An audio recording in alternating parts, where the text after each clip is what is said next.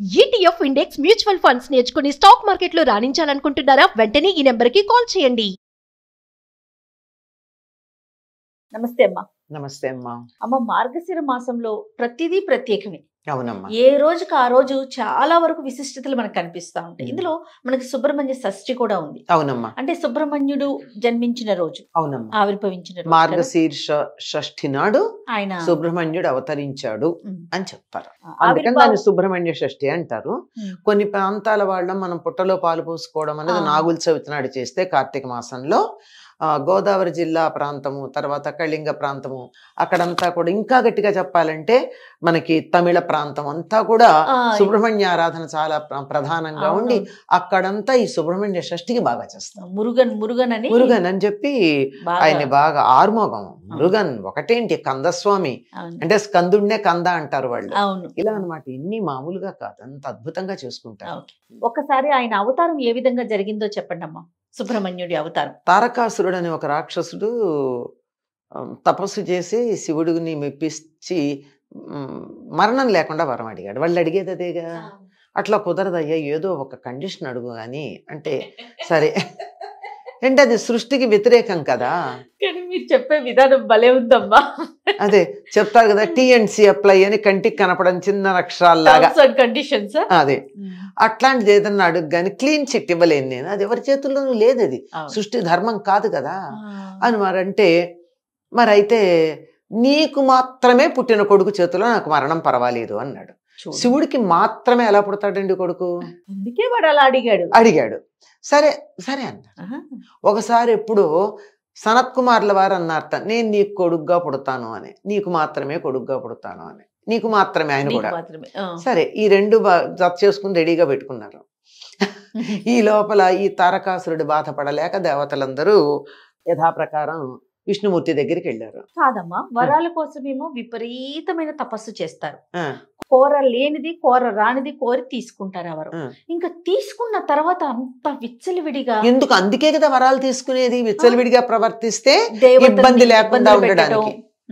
అలా ఉంటే వరం ఉంటే, ఇప్పుడు వరం లేదనుకో తప్పు చేస్తే శిక్ష పడుతుంది, వరం ఉందనుకో తప్పులు చేసుకుంటూ పోవచ్చు. అలా ఎగ్జంప్షన్స్ ఇస్తూనే ఉంటారు, ఎగ్జంప్షన్స్ అయిపోతుంది. అదనమాట వాళ్ళు చేసేది. మాకు చమత్కారంగా మా నాన్నగారు చెప్తూ ఉండేవారు. ఆ రోజుల్లో కాపీలు బాగా కొట్టేవారు. మా చిన్నతనంలో మా నాన్నగారు టీచర్ అనమాట. సన్న అక్షరాలు రాసుకొచ్చారు, ఇంత కాగితం మీద ఇంత ఆన్సర్ రాసుకొచ్చి చాలా కష్టపడి రకరకాల ప్రదేశాల్లో పెట్టుకుని తెచ్చేవారు. వాడిని లేపి మా నాన్నగారు ఒకటే అడిగేవారు, ఒరే ఇది రాయడానికి ఇది అరగంట పట్టింది కదా, అరగంట చదువుకుంటే వచ్చేది కదరా, ఎందుకు కష్టపడి రాసావు? రాసి వెళ్ళి అటు వెళ్ళి చూసుకోవచ్చు, ఒక అక్షరం రాసి భయంగా, దాని బదులు అరగంట నువ్వు కష్టపడి చదివేసుకుంటే అయిపోయేది కదా అని. అది లేదు, సింపుల్. అట్లా ఉంటుంది అన్నమాట. అయితే దేవతలందరూ అడిగితే అప్పటికి శివుడు కొడుకు చేతిలో తప్ప వాడు చావడు కదా, మరి ఎట్లా అంటే శివుడు తపస్సు చేసుకుంటున్నాడు. అప్పటికే దాక్షాయణి సతీదేవి యోగాగ్నిలో శరీరం వదిలేస్తే శివుడు తపస్సుకు వచ్చాడు. ఇది నాకు చాలా నచ్చే విషయం. భార్య పోతే తపస్సుకు వెళ్ళాడు కానీ మళ్ళీ పెళ్లి చేసుకోవడానికి సిద్ధపడలా. ఇది మనకి మన దేవతలను చూసి నేర్చుకోవాల్సిందే. అవునమ్మా. పైగా ఎక్కడ తపస్సు చేసుకుంటున్నాడు? హిమాలయాల దగ్గర.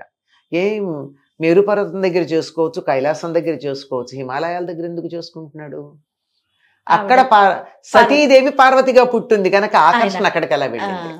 శరీరాలు మారినా జీవాత్మల యొక్క ఆకర్షణ ఎలా ఉంటుందో ఇక్కడ మనం అర్థం చేసుకోవాలి. అది దాంపత్యం అంటే.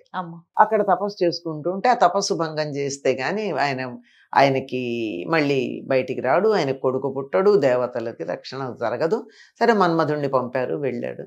మన్మధుడు ప్రయత్నం చేశాడు కానీ మన్మధుడి ప్రయత్నానికి మన్మధుడే శరీరం పోగొట్టుకున్నాడు. ఇక్కడ నేను ఎప్పుడు చెప్తూ ఉంటా, operation success but doctor died, not patient. Doctor died. అది అనిపోయింది. పార్వతీదేవికి అర్థమైంది ఏ బాహ్య ప్రయత్నం వల్ల కూడా శివుడు దక్కడు అని.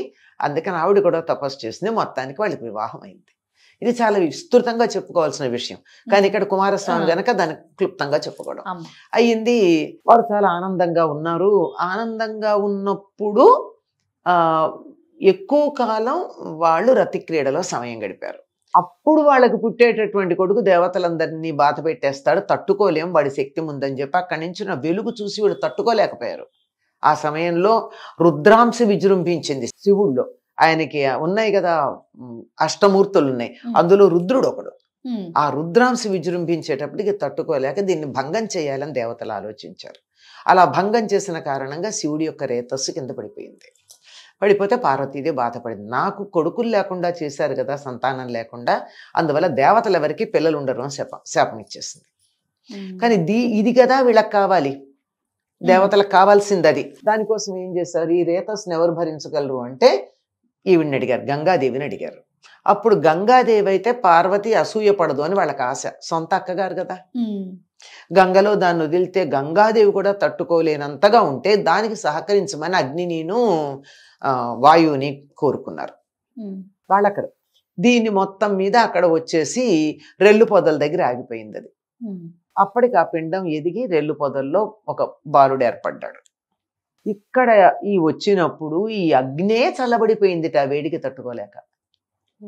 అగ్ని చల్లబడిపోయింది, తట్టుకోలేకపోయింది. అగ్నికి వాయువు తోడైతే కూడా వాళ్ళిద్దరూ కలిస్తే కూడా అవలేదు. అలా అయిన దాన్ని అక్కడే అప్పుడు రాగి, బంగారం, తర్వాత వెండి 3 అక్కడ తయారైనాయి అప్పుడు ఆ ప్రాంతాల్లో. ఈ వేడికి తట్టుకోలేక అగ్ని ఘనీభవించినటువంటి చోట అలా తయారయ్యాయి అంటారు. రెల్లు పొదల్లోకి వెళ్ళి రెల్లు పొదల దగ్గర ఆ పిండం అలా ఆగి భవించింది. దాన్ని శరవణము అంటారు. శరవణము, శరము అంటే రెల్లు, వనం అంటే పొద, రెల్లు పొద, శరవణం అంటారు దాన్ని మళ్ళీ నా పక్కన. అయ్యాక శరవణ భవుడు అని ఆయనకి పేరు రావడం జరిగింది. ఎందుకు ఇక్కడ జరిగింది అంటే ఒకప్పుడు ఎప్పుడో ఆ శరవణం అని చెప్పబడేటటువంటి ఒక సరస్సు అమ్మవారి గురించి ప్రార్థించి, నాకు ఇక్కడ నీ సంతానం ఇక్కడ ఉండాలని కోరుకోవడం, అమ్మవారు ప్రతిరూపమే అది, అందుకని అక్కడ ఆగింది. అక్కడి నుంచి ఓ బాలుడు వచ్చాడు. ఆ బాలుడు అగ్నితత్వం కదా, ఆకలితో కెవ్వుమని నడిచాడు. అవసరం ఎవరిది, దేవతలది. అందుకని దేవతలు వచ్చి పాలు ఎవరిస్తారా అని చూశారు. చూస్తే అక్కడ కృత్తికలు కనపడ్డారు. ఆ కృత్తికలను అడిగారు. అంటే వీడు సప్త ఋషుల్లో వశిష్ఠుడు తప్ప మిగిలిన 6 ఋషుల యొక్క భార్యలు. అడిగారు. ఇస్తాం కానీ పిల్లవాడు మా పేరు మీద ప్రఖ్యాతి పొందాలి అన్నారు. ఎవరి బిడ్డ అంటే మా బిడ్డను పాలిస్తాం, మా బిడ్డగా లోకంలో ప్రఖ్యాతి పొందాలి అన్నారు. సరేనన్నారు, దేవతలు అవసరం కదా. సరే ఆ పిల్లవాడి దగ్గరికి వెళ్ళి మేము ముందిస్తాం అని, మరి 6 కదా పెడితే ఆ పిల్లాడు ఏం చేశాడు, 6 ముఖాలు వేసుకుని ఒక్కసారి 6 దగ్గర పాలు తాగాడు. ఈ తాగడంతో చాలా పెద్దవాడైపోయాడు. పొద్దున పుట్టాడు, మధ్యాహ్నం పాలు తాగాడు, సాయంకాలానికి బయలుదేరాడు. దేవసేనకి ఆధిపత్యం ఇచ్చేశారు అతనికి. వెళ్ళి తారకాసుర సంహారానికి బయలుదేరాడు, వెళ్ళారు, సంహారం చేశాడు. ఈయనకి ఎన్ని పేర్లు, పార్వతి కొడుకు, శివుడు కొడుకు, రుద్రాంశుడు, తర్వాత ఆగ్నేయుడు అంటారు, అగ్నింశతో ఉన్నవాడు, గాంగేయుడు గంగలో పుట్టాడు, శరవణభవుడు శరవణంలో పుట్టాడు, కార్తికేయుడు కృత్తికల వల్ల వాళ్ళ వల్ల పేరు పొందినటువంటి వాడు, 6 మొగం షణ్ముఖుడు 6 ముఖాలు కలిగినటువంటి వాడు, దేవసేనకి అధిపతి కనుక దేవసేనాపతి. మన శరీరంలో ఉండే వెన్నెముకని ఆశ్రయించుకుని ఉండేటటువంటి కుండలినికి అధిపతి కనుక వల్లీపతి. ఆయనకి పేర్లు ఎన్ని పేర్లు ఉన్నాయి. ఈయన పుట్టినటువంటి రోజు మార్గశిర శుద్ధ షష్ఠి. ఆయనకి సంబంధించిన వృత్తాలు ఎన్నున్నాయో ఒక్కొక్క ఘట్టం తెలియజెప్పేటటువంటి క్షేత్రం తమిళనాడులో ఒక్కొక్క 6 క్షేత్రాలు ఉన్నాయి.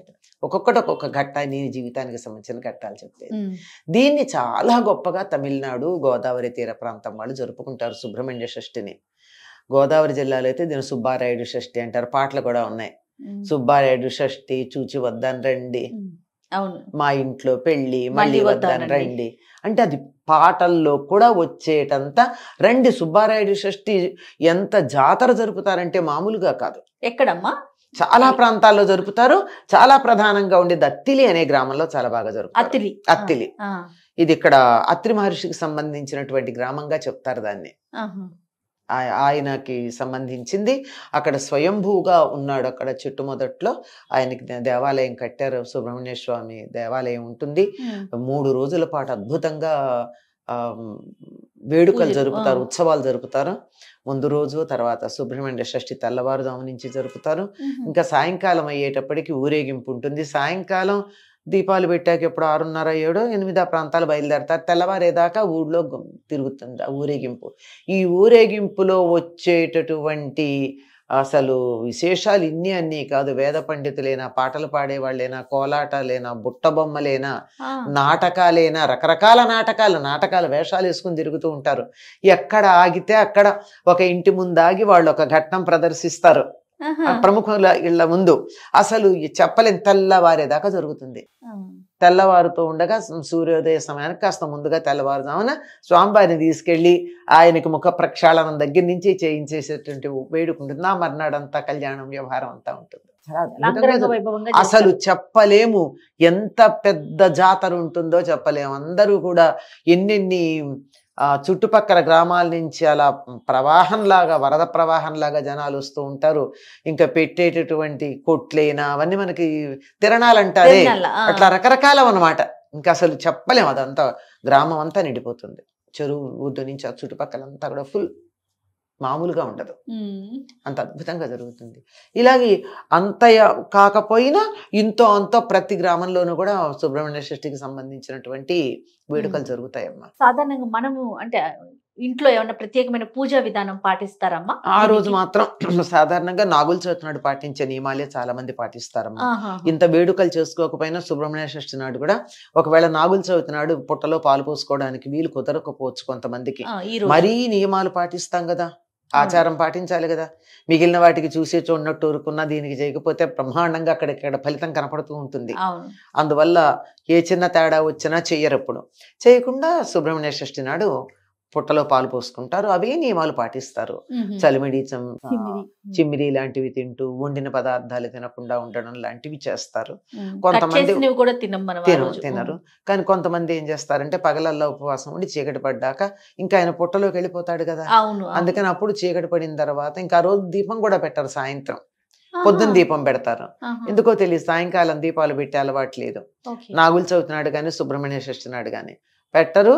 అప్పుడు కొద్దిగా ఉప్పులు కారాలు లేని చప్పిడిది ఏదన్నా చేసుకుని తింటారు. ఒకవేళ తినే దాంట్లో కూడా ఏమీ దేన్ని తరిగ్గానే అలా లేకుండా చేస్తారనమాట. ఇది సర్పారాధన మనందరికీ చాలా ప్రధానం అమ్మ. ఎందుకంటే మనం అంతా కూడా నాగజాతికి చెందిన వాళ్ళంగా చెప్తూ ఉంటారు.